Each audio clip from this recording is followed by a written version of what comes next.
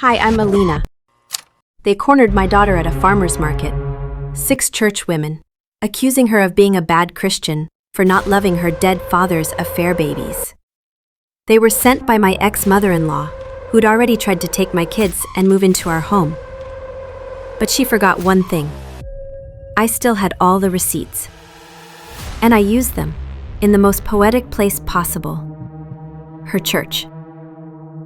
If you've ever wished for karma to slap back, with a choir in the background, hit that subscribe button. Like this video if you believe justice should be loud, poetic, and in high definition. Because today, it was divine. After everything my daughters and I had been through, I thought the worst was behind us. My ex-husband had passed away in a car accident just last year. You'd think grief would unite people.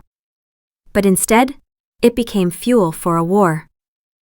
Turns out, before he died, he'd been living a second life.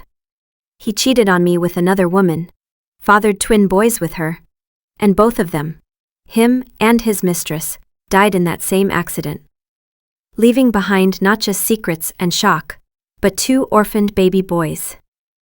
Now, you might think I'd be heartbroken, but let me explain something deeper.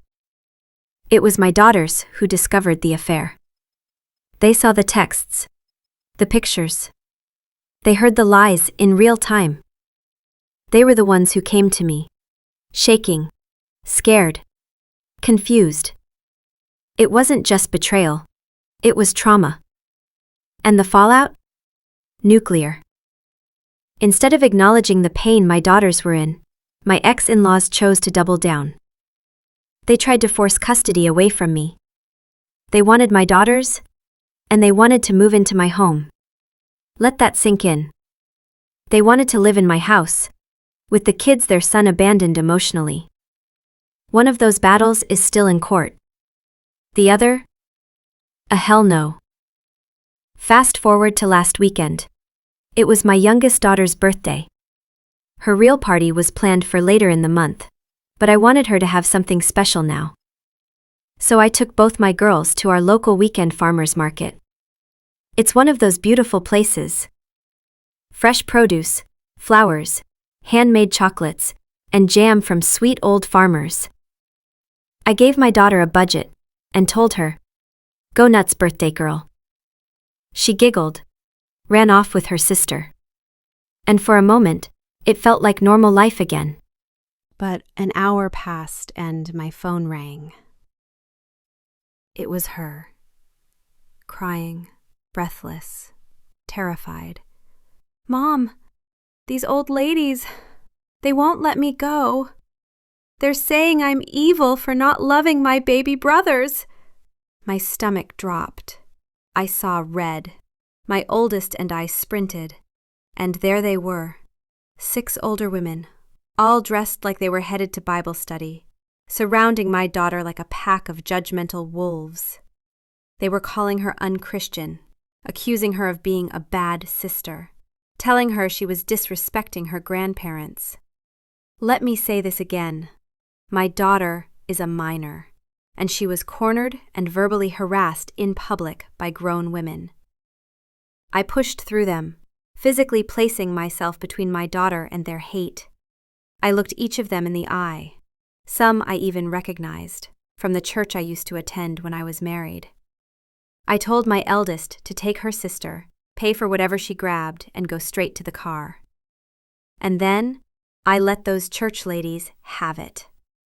They told me I was disobedient, a bad Christian wife, and that I was going against God's will by not letting my in-laws into our home. You know what's ironic? I was the breadwinner, the one paying the mortgage, the one left cleaning up the mess their perfect son left behind. They screamed. I screamed louder.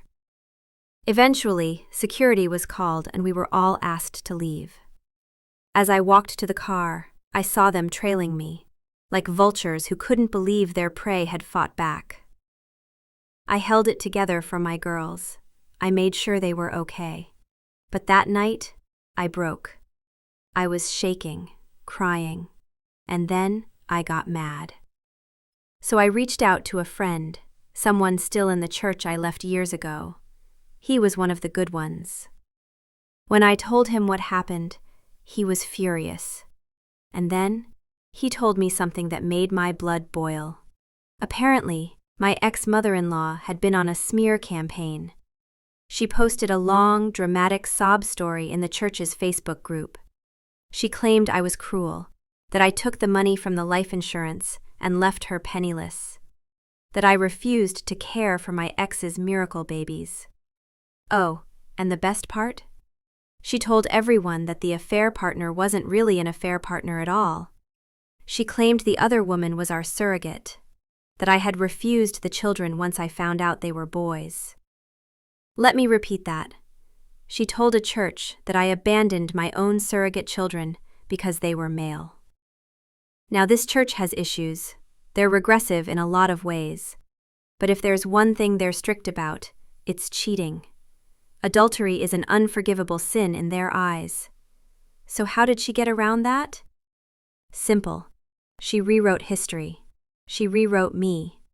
But what she forgot is that I had everything. All the texts. All the photos. All the email threads. See, my divorce had been halfway done when my ex died, which meant all the evidence I'd collected for the legal proceedings was mine to use. And I used it. The next day I took the day off work and went to a print shop. I printed everything. Photos of my ex making out with his mistress in our living room. Screenshots of text messages where he told her I'd never find out. Emails between him and his parents where they admitted they knew and supported him. Messages where his mother blamed my daughters for his death, calling them bastards, saying they had killed him by telling me the truth. That one was sent 2 days after he died. I paid extra for glossy paper, high-res, full color. Then I went home and got to work. I created church-style hymn packets, binders that looked identical to the ones they handed out at service. On the first page, a photo of my ex and his mistress mid-makeout. Underneath, the caption, John and Lily's love story. Not so godly after all. Then came the texts, then the emails, then the abuse messages from his mother to my daughters. I assembled 20 copies, all neat, all brutal, and on Sunday, I went to church. Not to pray, not to sing, to deliver the gospel of truth. There's a little table at the back where people grab extra hymn books if they forgot theirs. I placed the binders there, quietly, smoothly, and then I left. By Sunday night, all hell had broken loose.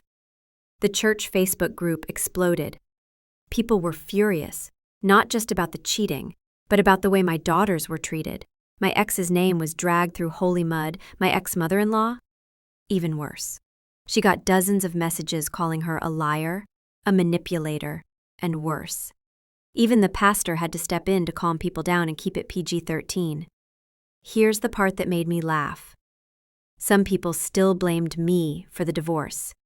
But now, they understood why I lost my way and said they were praying I'd return to the light someday. Because obviously I'd been led astray by heartbreak. Right. Sure.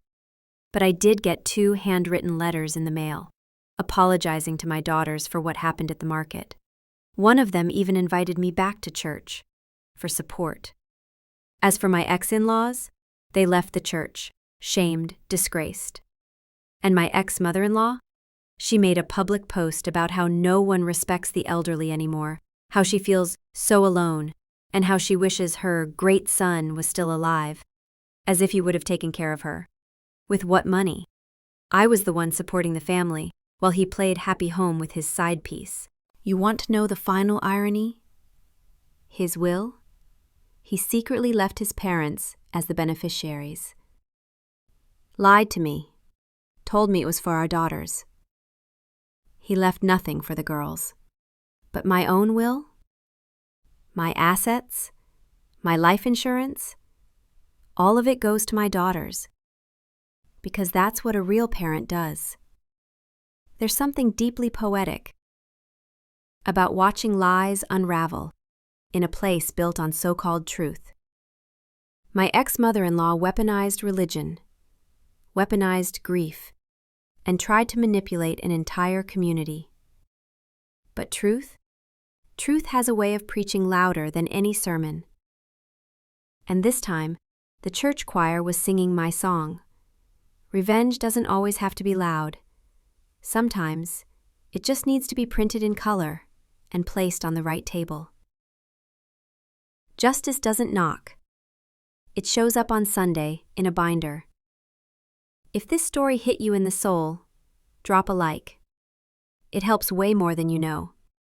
Subscribe for more stories where the bad guys don't just lose, they get outed with receipts. And tell me in the comments, what's the most satisfying revenge you've ever witnessed? I'll be reading. And maybe your story is next.